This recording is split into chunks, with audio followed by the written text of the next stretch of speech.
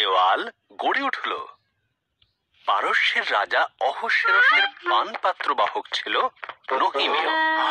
একদিন সে শুনতে পেল জেরুসালেম ধ্বংস হয়ে গেছে আর তার মিত্ররা খুব বিপদে পড়েছে। সে ঈশ্বরের কাছে সাহায্য চাইল। ঈশ্বর নহিমীয়কে সাহস দিলেন যাতে সে গিয়ে রাজা অহস্যেরসকে সব বলতে পারে। নহিমীয় জিজ্ঞাসা করল, জেরুসালেমে গিয়ে সে ভেঙে পড়া দেওয়ালটা আবার বানিয়ে দিতে পারে কিনা। অহস্যেরস রাজি হলেন।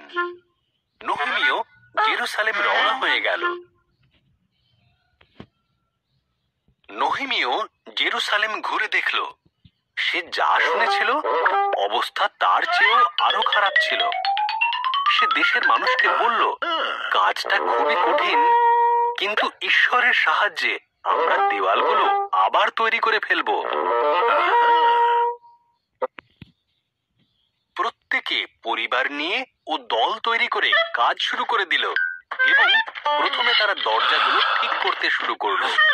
তারা মেষ দরজা, মাছ দরজা, মুসল্লমের দরজা এবং অন্যান্য দরজা মেরামত করলো।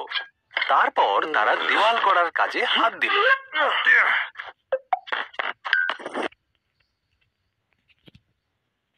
প্রথমে তাদের শত্রুরা হাসল, কিন্তু দেওয়াল যত উঁচু হতে লাগলো তারা তৈরি হতে লাগলো আক্রমণের জন্য।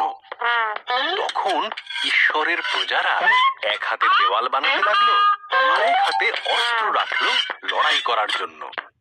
মাত্র 52 দিনের মধ্যে দেওয়াল গাঁথা শেষ হলো। যাজক ইসরা ঈশ্বরের আইন সকলকে পড়ে শোনালো। তারা প্রতিজ্ঞা করলো ঈশ্বরের আইন সর্বদা মেনে চলবে এবং তার উদ্দেশ্যে সকলে জয়ধ্বনি দিল তাদের রক্ষা করার জন্য।